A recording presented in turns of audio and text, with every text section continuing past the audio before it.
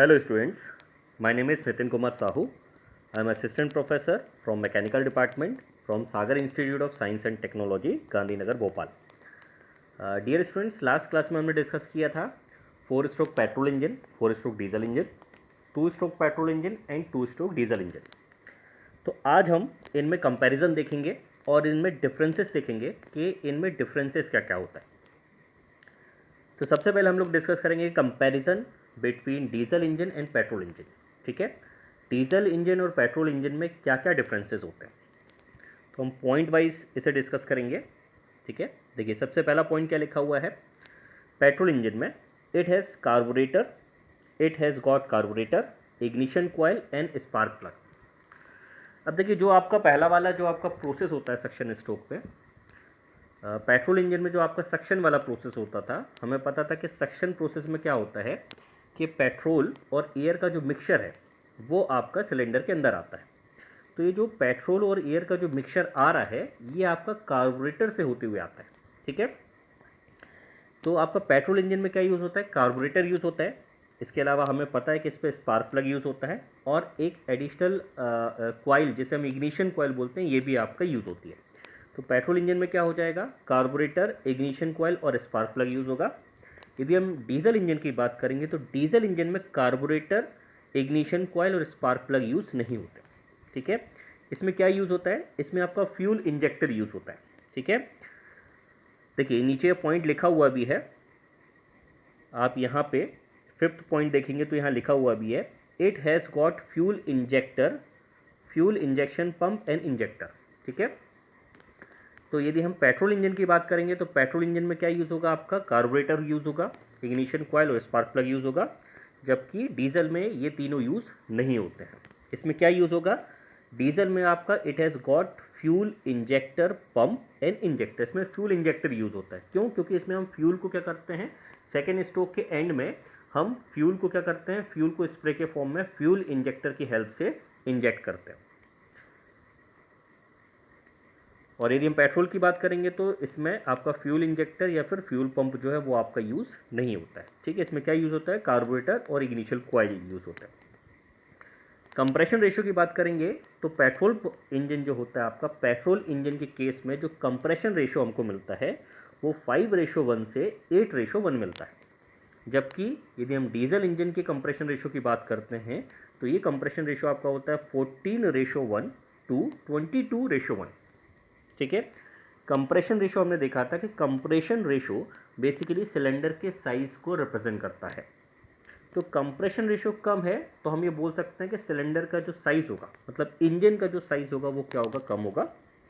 और यदि आपका कंप्रेशन रेशियो ज़्यादा है मतलब इंजन का जो साइज होगा वो साइज आपका बड़ा होगा. तो इसका मतलब पेट्रोल इंजन जो होता है, पेट्रोल इंजन का साइज जो होता है कंपैरेटिवली कम होता है. जबकि डीजल इंजन जो होता है इनका जो साइज़ होता है वो कंपैरेटिवली बड़ा होता है. आप लोगों ने देखा भी होगा कि हम यदि बड़े 4 व्हीलर्स की बात करते हैं, जैसे ट्रक की बात करते हैं, ठीक है, ट्रक की बात करते हैं या फिर हम बसेस की बात करते हैं या जितने भी हैवी ड्यूटी आप इंजन्स की बात करेंगे, हैवी ड्यूटी व्हीकल्स की यदि आप बात करेंगे तो वो सारे जो होते हैं वो आपका डीजल इंजन्स होते हैं. ठीक है, जितनी भी आपकी गाड़ियाँ होती है, हैवी गाड़ियाँ होती हैं, वो सब आपका डीजल गाड़ियाँ होती हैं, ना कि पेट्रोल गाड़ियाँ. तो जो आपके बड़े इंजन्स होते हैं, कंप्रेशन रेशियो ज़्यादा होने का मतलब ये होता है कि जो आपका इंजन है, इंजन का साइज़ क्या है, ज़्यादा है. तो पेट्रोल में जो आपका रेशियो होता है नॉर्मली 5:1 to 8:1 होता है. जबकि डीजल में ये कितना होता है, 14:1 to 22:1 होता है. Next difference, it uses petrol और द गैसोलिन और the power kerosene as a fuel. तो पेट्रोल इंजन है तो डेफिनेटली फ्यूल क्या यूज़ होगा, यहाँ पे पेट्रोल यूज़ होगा. डीजल इंजन के केस में क्या यूज़ होगा, डीजल इंजन के केस में आपका diesel as a fuel use होगा. Next, mixture of fuel and air is sucked in the cylinder in the suction stroke. तो जो आपका पेट्रोल इंजन होता है, पेट्रोल इंजन में जो आपका पहला वाला आपका स्ट्रोक होता है जिसे हम सक्शन प्रोसेस बोलते हैं, जो आपकी फर्स्ट प्रोसेस होती है. ठीक है, आप 2 स्ट्रोक की बात करिए चाहे आप 4 स्ट्रोक की बात कीजिए, किसी की भी बात कीजिए, 2 स्ट्रोक पेट्रोल इंजन या 4 स्ट्रोक पेट्रोल इंजन, दोनों केस में जो आपका पहला वाला जो प्रोसेस होता है, सक्शन प्रोसेस जो होता है, उस सक्शन प्रोसेस में आपका पेट्रोल और एयर का जो मिक्सचर है वह सक किया जाता है सिलेंडर के अंदर. जबकि डीजल के अंदर क्या होता है, डीजल के अंदर केवल एयर जो होती है वो सिलेंडर के अंदर सक की जाती है, ठीक है। Next, it has got no fuel injection pump and injector, ये हम ऑलरेडी डिस्कस कर चुके हैं कि पेट्रोल में आपका क्या यूज़ होता है, कार्बोरेटर यूज़ होगा, इग्निशन कॉइल यूज़ होगा और स्पार्क प्लग यूज़ होगा, ठीक है। जबकि डीजल में क्या यूज़ होगा, आपका फ्यूल इंजेक्शन पंप और फ्यूल इंजेक्टर आपका यूज़ होता है, ठीक है। Next, air fuel mixture is compressed in the combustion chamber and when it is ignited by an electric spark. तो जो आपका पेट्रोल इंजन होता है, पेट्रोल इंजन में हम क्या करते हैं, पेट्रोल और एयर का जो मिक्सचर होता है वह सिलेंडर के अंदर आता है। सेकेंड प्रोसेस में हम उसे कंप्रेस करते हैं और कंप्रेस करने के बाद उसे इग्नाइट किया जाता है स्पार्क प्लग, जो स्पार्क प्रोवाइड करता है, ठीक है। तो यहाँ पे आपका स्पार्क प्लग यूज़ होता है जो कि एयर और फ्यूल के मिक्सचर को बर्न करता है। जबकि यदि हम डीजल इंजन की बात करेंगे तो डीजल इंजन में क्या होता है, एयर जो होती है, सक्शन प्रोसेस में एयर आपका सिलेंडर के अंदर आती है, देन उसको कंप्रेस किया जाता है और कंप्रेस करने के बाद क्या होता है कि जो फ्यूल इंजेक्टर होता है वो फ्यूल को स्प्रे के फॉर्म में अंदर इंजेक्ट करता है। सो एक बार इसे रीड कर लेते हैं इस पॉइंट को, air fuel mixture is compressed in the combustion chamber when it is ignited by an electric spark. Diesel के केस में क्या होगा, fuel is injected in the combustion chamber where the burning of fuel takes place due to the heat of compression, ठीक है। तो compression से क्या होता है, एयर जो होती है, एयर का टेम्परेचर बहुत ज़्यादा बढ़ जाता है और उस एटमॉस्फेयर में हम क्या करते हैं, जो आपका फ्यूल इंजेक्टर होता है वो फ्यूल को, मतलब डीजल को स्प्रे के फॉर्म में इंजेक्ट करता है और जब ये डीजल आपका हॉट गैस के कांटेक्ट में आता है तो उसका कंबशन जो होता है, उसका कंबशन स्टार्ट हो जाता है। नेक्स्ट डिफरेंस क्या हो जाएगा आपका, नेक्स्ट डिफरेंस आपका हो जाएगा thermal efficiencies varies from 25 to 32%, जबकि डीजल इंजन के केस में आपको कितनी मिलेगी, 32 टू 38%। तो हम यहाँ पे बेसिकली ये याद रख सकते हैं कि पेट्रोल इंजन और डीजल इंजन की यदि हम बात कर रहे हैं, सेम कैपेसिटी के पेट्रोल और सेम कैपेसिटी के डीजल इंजन को यदि हम कंपेयर करें तो उस केस में जो थर्मल एफिशिएंसी होगी वो पेट्रोल इंजन की कंपैरेटिवली कम होगी, जबकि डीजल इंजन की कंपैरेटिवली जो होगी आपकी थर्मल एफिशिएंसी पेट्रोल से ज़्यादा होगी। तो ये पॉइंट हमें ध्यान रखना है। इसलिए आपको भी पता है कि यदि हम पेट्रोल इंजन और डीजल इंजन की बात करते हैं तो नॉर्मली यदि हम एवरेज की बात करते हैं, ठीक है, कोई भी आप एक ऐसी गाड़ी ले लीजिए जिसमें इंजन जो है, इंजन की कैपेसिटी सेम है। जैसे मान लीजिए स्विफ्ट की यदि हम बात करते हैं तो स्विफ्ट का पेट्रोल वर्जन ले लीजिए और स्विफ्ट का डीजल वर्जन ले लीजिए, ठीक है। दोनों का यदि सीसी मतलब इंजन का साइज यदि सेम है और यदि आप इनके एवरेज को कंपेयर करते हैं तो डीजल गाड़ी में क्या होता है, हमको एवरेज कंपैरेटिवली क्या मिलता है, ज़्यादा मिलता है, जबकि पेट्रोल गाड़ी का जो एवरेज होता है वो कंपैरेटिवली कम होता है। तो हम यहाँ से ध्यान रख सकते हैं कि जो थर्मल एफिशिएंसी होती है वो पेट्रोल इंजन के केस में कम मिलती है, जबकि डीजल इंजन के केस में हमको ज़्यादा थर्मल एफिशिएंसी मिलती है। नेक्स्ट, इंजन वेट पर हॉर्स आवर इज कंपैरेटिवली लो, जबकि डीजल के केस में क्या होगा, डीजल के केस में आपका जो इंजन वेट होगा पर हॉर्स पावर इज हाई, ठीक है। देखिए हॉर्स पावर क्या होता है, हॉर्स पावर ये आपने दूसरा वर्ड सुना होगा, बीएचपी सुना होगा, ठीक है। ये बेसिकली इंजन के पावर को रिप्रेजेंट करता है कि इंजन कितना पावर प्रोवाइड करता है।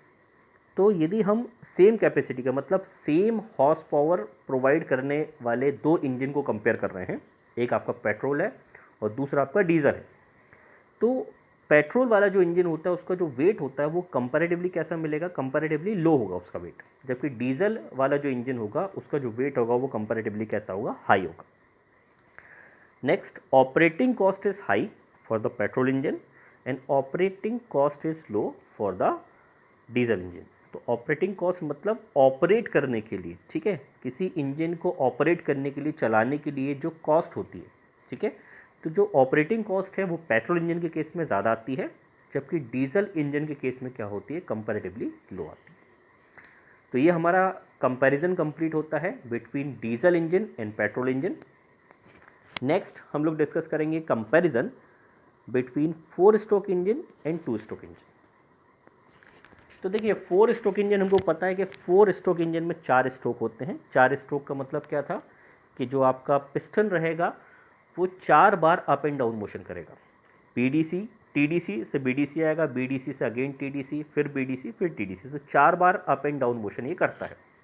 और टू स्ट्रोक में क्या होगा, टू स्ट्रोक में 2 बार ये अप एंड डाउन मोशन करता है, मतलब बीडीसी से ये टीडीसी गया और टीडीसी से ये बीडीसी गया, तो 2 स्ट्रोक में आपका पूरा ऑपरेशन कंप्लीट होता है। 2 स्ट्रोक होने का मतलब क्या होता है, 2 स्ट्रोक होने का मतलब ये होता है कि जो क्रैंक होती है, क्रैंक एक रेवोल्यूशन कंप्लीट करती है। पिस्टन एक बार नीचे गया है, टीडीसी से बीडीसी पे गया है और फिर बीडीसी से पे टीडीसी पे आया है, तो जो क्रैंक होती है जिसका मोशन कैसा होता है, रोटेटरी मोशन होता है, तो ये 360 डिग्री या 1 रेवोल्यूशन कंप्लीट करती है। तो यदि हम 4 स्ट्रोक की बात करेंगे तो देखिए 4 स्ट्रोक में क्या होता है, 4 स्ट्रोक में आपको ये याद रखना है कि पिस्टन जो है 4 स्ट्रोक कंप्लीट करता है, 4 स्ट्रोक कंप्लीट करता है या फिर 2 रेवोल्यूशन आपका कंप्लीट करता है। और 2 स्ट्रोक के केस में क्या होता है, पिस्टन जो होता है वो 2 स्ट्रोक कंप्लीट करता है। 2 स्ट्रोक का मतलब क्या है कि 1 revolution of the crank complete करता है, ठीक है। अब पॉइंट टू पॉइंट हम यहाँ पे डिस्कस करते हैं। पहला पॉइंट क्या है, 1 power stroke for every 2 revolution of the crank, मतलब 4 स्ट्रोक जो होता है उस 4 स्ट्रोक में केवल एक बार आपका पावर स्ट्रोक होता है। बाकी के 3 स्ट्रोक क्या होते हैं, आइडियल होते हैं। तो 4 में से केवल एक बार क्या होगा, एक स्ट्रोक आपका क्या होगा, एक स्ट्रोक आपका पावर स्ट्रोक होगा। या हम ऐसा भी बोल सकते हैं कि जब क्रैंक जो है, क्रैंक या क्रैंकशाफ्ट जब 2 रेवोल्यूशन कंप्लीट करती है तब एक बार आपका क्या होता है, पावर स्ट्रोक होता है। जबकि 2 स्ट्रोक के कंपैरिजन में क्या होगा, 2 स्ट्रोक से यदि हम कंपेयर करेंगे तो 1 power stroke for each revolution of the crankshaft. तो 2 स्ट्रोक इंजन के केस में क्या होता है, पिस्टन जो होता है, पिस्टन यदि 2 बार अप एंड डाउन मोशन कर रहा है, 2 बार अप एंड डाउन मोशन कर रहा है, मतलब क्रैंक शाफ्ट जो है एक रेवोल्यूशन कंप्लीट कर रही है, तो एक रेवोल्यूशन में आपका एक बार पावर स्ट्रोक जनरेट होता है। तो पर रेवोल्यूशन यदि हम पावर की बात करेंगे तो पर रेवोल्यूशन पावर जो है 2 स्ट्रोक में हमको ज़्यादा मिलता है, जबकि 4 स्ट्रोक में क्या होता है, 2 रेवोल्यूशन में हमको केवल एक बार ही पावर स्ट्रोक मिलता है। नेक्स्ट पॉइंट देखते हैं, there are inlet and exhaust valve in the engine. तो 4 स्ट्रोक इंजन यदि हम बात करते हैं तो वहाँ पे वॉल्व यूज होते हैं, इनलेट वॉल्व होता है और एग्जॉस्ट वॉल्व होता है। जबकि 2 स्ट्रोक इंजन की यदि हम बात करेंगे तो यहाँ पे इनलेट और एग्जॉस्ट पोर्ट्स यूज होते हैं। दूसरा एक और चीज़ है कि जो आपका 2 स्ट्रोक इंजन होता है, 2 स्ट्रोक इंजन में टोटल 3 पोर्ट्स यूज होते हैं। एक आपका इनलेट पोर्ट होता है, एक आपका एग्जॉस्ट पोर्ट होता है और तीसरा जो होता है वो आपका ट्रांसफर पोर्ट होता है, ठीक है। नेक्स्ट पॉइंट डिस्कस करते हैं, crankcase is not fully closed end air tight. तो 4 स्ट्रोक के केस में जो क्रैंकेस, जो नीचे वाला आपका पोर्शन होता है जैसे हम क्रैंकेस बोलते थे, is not fully closed end not air tight.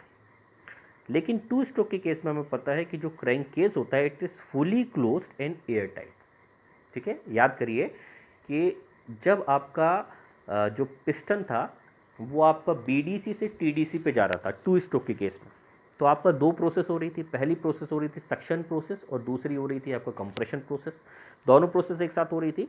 और सक्शन प्रोसेस में क्या हो रहा था, इनलेट पोर्ट से जो नीचे वाला पोर्शन था, क्रैंकेस था, उस क्रैंकेस में क्या हो रहा था, फ्यूल जो था वो अंदर आ रहा था। तो नीचे का जो पूरा पोर्शन होता है वो फुली टाइट होता है और फुली क्लोज होता है इन केस ऑफ द 2 स्ट्रोक, जबकि 4 स्ट्रोक के केस में ऐसा नहीं होता। नेक्स्ट पॉइंट देखते हैं, top of the piston compresses the charge. तो 4 स्ट्रोक के केस में क्या होता है, जब पिस्टन आपका बीडीसी से टीडीसी की ओर जाता है तो जो सेकेंड प्रोसेस होती है कंप्रेशन प्रोसेस, उसमें जो मिक्सचर होता है वो सिलेंडर के ऊपर वाले पार्ट में कंप्रेस होता है। लेकिन यदि हम बात करेंगे 2 स्ट्रोक इंजन में, तो देखिए 2 स्ट्रोक इंजन में क्या होता है, जब पिस्टन आपका बीडीसी से टीडीसी पे जाता है तो सिलेंडर के ऊपर वाले पोर्शन में क्या होता है, मिक्सचर क्या होता है, मिक्सचर आपका कंप्रेस होता है।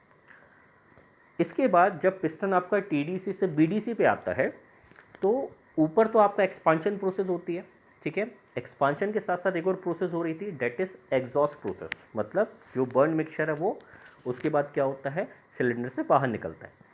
साइमल्टेनियसली एक और प्रोसेस होती है, नीचे जो आपका फ्रेश मिक्सचर था, क्रैंकेस में जो आपका फ्रेश मिक्सचर था, जब आपका पिस्टन नीचे की ओर मूव करेगा तो नीचे वाले पोर्शन में क्या होगा, नीचे वाले पोर्शन में जो फ्रेश मिक्सचर है वो आपका कंप्रेस होगा।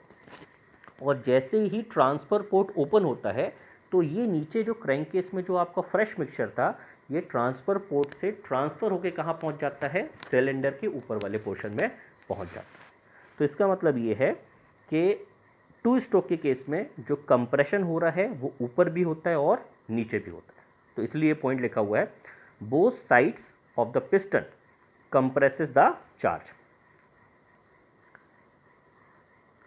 तो ये वाला पॉइंट हमारा कंप्लीट होता है। Top of the piston compresses the charge and in case of two stroke both side of the piston compresses the charge. Next point discuss करते हैं। वेट ऑफ द इंजन पर HP means horse power is high. तो 4 stroke के case में क्या होता है कि यदि हम वही सेम कैपेसिटी के क्या ले रहे हैं, सेम कैपेसिटी के मतलब सेम हॉर्स पावर के यदि हम क्या ले रहे हैं, 2 इंजन ले रहे हैं, तो 4 स्ट्रोक का जो वेट होगा, 4 स्ट्रोक इंजन का जो वेट होगा वो कंपैरेटिवली हाई होगा, जबकि 2 स्ट्रोक इंजन का जो वेट होगा वो कंपैरेटिवली क्या होगा, लो होगा। इसका रीज़न ये होता है कि जो आपका 4 स्ट्रोक इंजन होता है इसमें नंबर ऑफ कंपोनेंट्स जो होते हैं वो कंपैरेटिवली ज़्यादा होते हैं, जबकि 2 स्ट्रोक में जो नंबर ऑफ कंपोनेंट्स होते हैं वो कंपैरेटिवली, नंबर ऑफ कंपोनेंट्स या नंबर ऑफ पार्ट्स आप बोल सकते हैं, नंबर ऑफ पार्ट्स या नंबर ऑफ कंपोनेंट्स 2 स्ट्रोक में कम होते हैं, इसलिए इसका जो वेट होता है वो कंपैरेटिवली कम होता है। Next, thermal efficiency is high and thermal efficiency is comparatively low in case of 2 stroke. 4 stroke की जो थर्मल एफिशिएंसी होती है वो ज़्यादा होती है, जबकि 2 स्ट्रोक की जो थर्मल एफिशिएंसी होती है वो क्या होती है, कंपैरेटिवली कम होती है। ठीक है, इसका रीज़न देखते हैं। इसका रीज़न क्या होता है, देखिए 2 स्ट्रोक का यदि हम वर्किंग याद करें तो 2 स्ट्रोक के वर्किंग में क्या होता है कि जब पिस्टन आपका टीडीसी से जब आपका बीडीसी को मूव करता था, ठीक है, इसको हम डायग्राम से देखते हैं। ये देखिए, ये वाला जो डायग्राम है इसको ध्यान से देखिए। इस प्रोसेस में क्या हो रहा है, जो आपका पिस्टन है, पिस्टन आपका टीडीसी से मूव कर रहा है कहाँ पे, बीडीसी। तो ऊपर वाला जो पोर्शन है वहाँ पे क्या हो रहा है, आपका कंप्रेशन एक्सपांशन हो रहा है, एक्सपांशन हो रहा है, या फिर हम इसको पावर स्ट्रोक बोलते हैं, हमको पावर मिलता है। जब पिस्टन आपका नीचे की ओर मूव करता है तो जो नीचे वाला पोर्शन है, क्रैंकेस वाला जो पोर्शन है जहाँ पे फ्रेश मिक्सचर फिलअप है, ये फ्रेश मिक्सचर क्या होता है, कंप्रेस होता है, और जैसे ही ट्रांसफ़र पोर्ट आपका ओपन होता है तो ये फ्रेश मिक्सचर जो है वो ट्रांसफ़र पोर्ट से होता हुआ सिलेंडर के ऊपर वाले पोर्शन में जाता है। अब ये जो पिस्टन है, इस पिस्टन का जो पोर्शन है वो हमने थोड़ा सा कर्व बना के रखा है। तो कर्व बनाने से क्या होता है कि देखिए इस इंस्टेंट पे यदि आप ध्यान से देखोगे तो इस इंस्टेंट पे क्या हो रहा है कि जो आपका एग्जॉस्ट पोर्ट है ये भी ओपन है, और जो ट्रांसफ़र पोर्ट है वहाँ से भी फ्रेश मिक्सचर आ रहा है। तो एग्जॉस्ट पोर्ट से तो क्या होता है कि जो आपका बर्न गैसेस है वो बाहर निकलती है, ठीक है। लेकिन इस केस में क्या होता है, जो आपका फ्रेश मिक्सचर आ रहा है, इस फ्रेश मिक्सचर का कुछ पोर्शन भी क्या होता है, इसके साथ मिक्सअप हो जाता है, या जो बर्न मिक्सचर इसके साथ कुछ पोर्शन बाहर निकल जाता है। इसीलिए पिस्टन के ऊपर वाले पोर्शन को हम थोड़ा सा कर्व बनाते हैं। तो कर्व बनाने से क्या होता है, ये जो लॉसेस होता है ये कंपैरेटिवली थोड़ा सा हम कम कर सकते हैं। लेकिन उसके बाद भी क्या होता है, कुछ ना कुछ फ्रेश मिक्सचर जो है वो इस सिलेंडर से बाहर चला जाता है, और साथ में क्या होता है कि कुछ पोर्शन ऐसा भी रहता है कि जो थोड़ा बहुत बचा हुआ पोर्शन है, जो बर्न आपकी गैसेस है उसका कुछ बचा हुआ पोर्शन है वो पूरे तरीके से बाहर नहीं गया था, तो फ्रेश मिक्सचर उसके साथ मिक्स भी हो जाता है। यही रीज़न है कि इसकी जो थर्मल एफिशिएंसी होती है वो क्या होती है, आपकी कंपैरेटिवली थोड़ा सा डिक्रीज हो जाती है या फिर कम हो जाती है। तो आपको ये पॉइंट याद रखना है, thermal efficiency is high in case of 4 stroke engine, जबकि 2 स्ट्रोक इंजन में क्या होगा, थर्मल एफिशिएंसी कंपैरेटिवली आपको क्या मिलेगी, कम मिलेगी। रिमूवल और the exhaust gases is easily escape, ठीक है। इसमें क्या होगा, 4 स्ट्रोक इंजन में चौथा वाला जो स्ट्रोक होता है उसमें आपका एग्जॉस्ट वाल्व ओपन हो जाता है, और पिस्टन जैसे जैसे आपका बीडीसी से टीडीसी की ओर मूव करता है तो पिस्टन अंदर के पूरे बर्न मिक्सचर को एग्जॉस्ट वाल्व के थ्रू क्या कर देता है, सिलेंडर से बाहर निकाल देता है। लेकिन 2 स्ट्रोक के केस में जैसा अभी हम लोगों ने देखा कि एक साथ आपके क्या होते हैं, एक साथ आपकी 2 प्रोसेस होती है। साथ में क्या होता है, ट्रांसफर पोर्ट से फ्रेश मिक्सचर भी क्या होता है, सिलेंडर के नीचे वाले पोर्शन से ऊपर वाले पोर्शन में ट्रांसफ़र होता है। तो यहाँ पे जो removal of the exhaust gases है ये कंपैरेटिवली थोड़ा सा उतना स्मूथ नहीं हो पाती जितना कि आपका 4 स्ट्रोक में हो रही थी। इसलिए ये पॉइंट लिखा हुआ है, removal of exhaust gases is comparatively difficult. तो 2 स्ट्रोक के केस में एग्जॉस्ट गैसेस का जो रिमूवल है सिलेंडर से वो थोड़ा सा डिफिकल्ट होता है, जबकि ये प्रोसेस 4 स्ट्रोक में काफ़ी स्मूथ होती है। ठीक है, next, torque produce is even. 4 stroke के केस में जो टॉर्क प्रोड्यूस होता है, टॉर्क बेसिकली किस चीज़ को रिप्रेजेंट करता है? पावर को।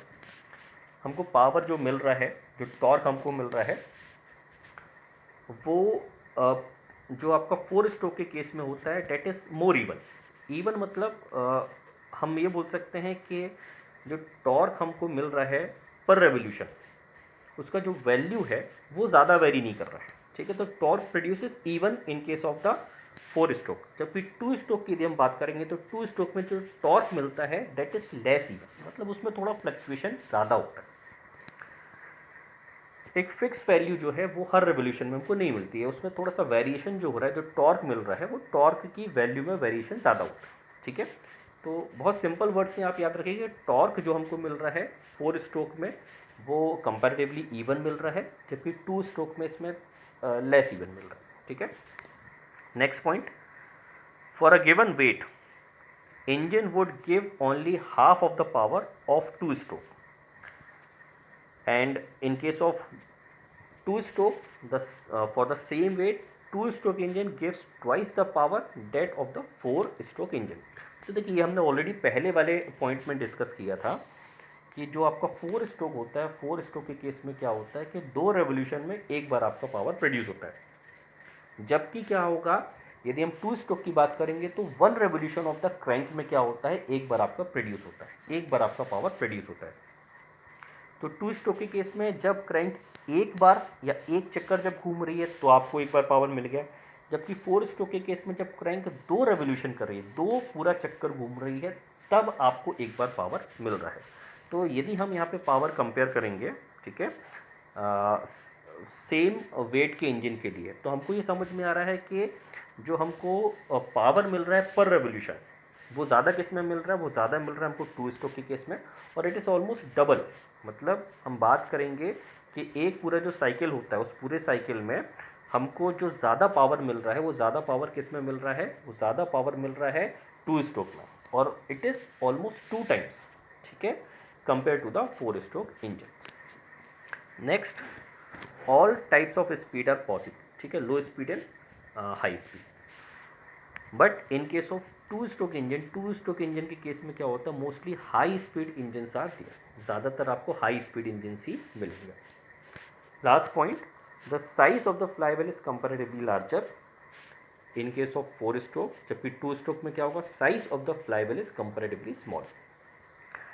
तो फ्लाईव्हील मैंने आपको बताया था, बेसिकली फ्लाईव्हील का काम क्या होता है। फ्लाईव्हील एक ऐसा डिवाइस होता है जो कि एनर्जी फ्लक्चुएशन को कंट्रोल करता है या एनर्जी पर स्ट्रोक या पर प्रोसेस कांस्टेंट बनाए रखने की कोशिश करता है।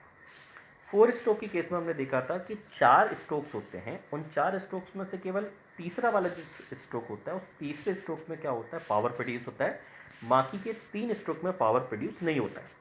तो बाकी के 3 स्ट्रोक में क्या करना पड़ता है, हमको उस इंजन को पावर देना पड़ता है। तो इस पावर को या इस एनर्जी को मेंटेन करने के लिए हम वहाँ पे क्या लगाते हैं, फ्लाईव्हील लगाते हैं।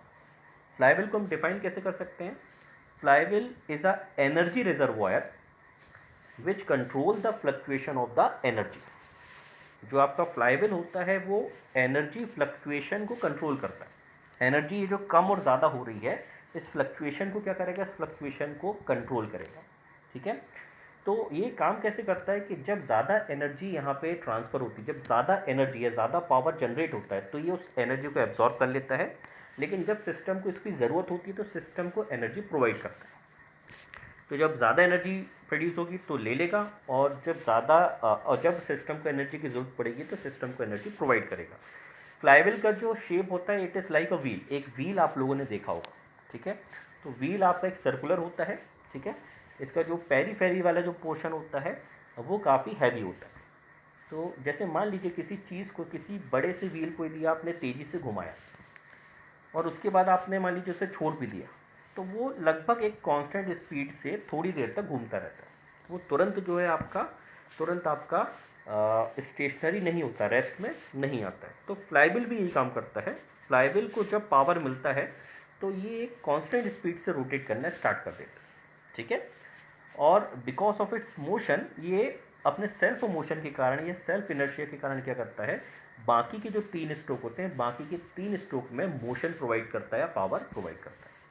तो तीसरे स्ट्रोक में जैसे ही इसे पावर मिलेगा तो ये आपका रोटेट करेगा और अपने रोटेशन के कारण बाकी के 3 स्ट्रोक में ये पावर प्रोवाइड करता है। तो जो आपका 4 स्ट्रोक इंजन होता है, 4 स्ट्रोक इंजन में बिकॉज 4 स्ट्रोक हैं और 4 स्ट्रोक में केवल एक ही स्ट्रोक में क्या हो रहा है, पावर जनरेट हो रहा है, बाकी 3 में हमको प्रोवाइड करना पड़ रहा है। इसका मतलब जो फ्लक्चुएशन ऑफ एनर्जी है वो ज़्यादा है किस केस में, 4 स्ट्रोक के केस में। तो इसलिए यहाँ पे हमको बड़े फ्लाईव्हील की ज़रूरत होती है। इसलिए जो फ्लाईव्हील का साइज होता है it is comparatively larger in case of the 4 stroke engine. जबकि 2 स्ट्रोक इंजन में क्या होता है, 2 स्ट्रोक में एक बार आपका पावर जनरेट हो रहा है। ठीक है, पिस्टन एक बार ऊपर गया, एक बार नीचे आया। ठीक है, आपके 2 स्ट्रोक हुए और 2 स्ट्रोक में आपका एक बार हमको यहाँ पे पावर जो है पावर यहाँ पे मिल गया है। मतलब जो फ्लक्चुएशन ऑफ एनर्जी है कंपैरेटिवली क्या है, यहाँ पे कम है, लगभग आधा है। तो यहाँ पे यदि आप कंपैरेटिवली छोटा फ्लाईव्हील भी लगाते हो, इसका साइज़ यदि आप छोटा भी यूज़ करते हो तो भी ये जो है प्रॉपरली वर्क करेगा। ठीक है, तो ये आपका लास्ट पॉइंट हो गया, size of the flywheel is comparatively larger in case of 4 stroke and size of the flywheel is comparatively smaller in case of the 2 stroke. तो हमारा यहाँ पे कंपैरिजन कंप्लीट होता है, comparison between 4 stroke and 2 stroke. Last class में हमने engines जो थे, इंजन्स को अच्छी तरीके से डिस्कस किया था, 4 स्ट्रोक 2 स्ट्रोक पेट्रोल इंजन भी और डीजल इंजन भी। और आज हमने कंपैरिजन भी डिस्कस कर लिया है, पेट्रोल और डीजल में क्या कंपैरिजन होता है या क्या डिफरेंसेस होते हैं, और 4 स्ट्रोक और 2 स्ट्रोक में कंपैरिजन या उसमें डिफरेंसेस क्या होते हैं। तो हमारा ये चारों जो आपके इंजन्स हैं, 4 stroke 2 stroke petrol engine and diesel engine, ये चारों इंजन्स आपका कंप्लीट होता है। अब केवल 1 या 2 टॉपिक बचे हुए हैं आपके 5th यूनिट के, जो कि नेक्स्ट क्लास में हमारा पूरा कंप्लीट हो जाएगा। तो नेक्स्ट क्लास में हम लोग डिस्कस करेंगे, एक आपका जो टॉपिक बचा हुआ है कंप्रेशर, कंप्रेशर हम लोग डिस्कस करेंगे, और जो स्टीम इंजन है उस स्टीम इंजन को भी हम नेक्स्ट क्लास में डिस्कस करेंगे। ठीक है, so thank you to all of you for listening me and I will meet you in the next class. Have a good day.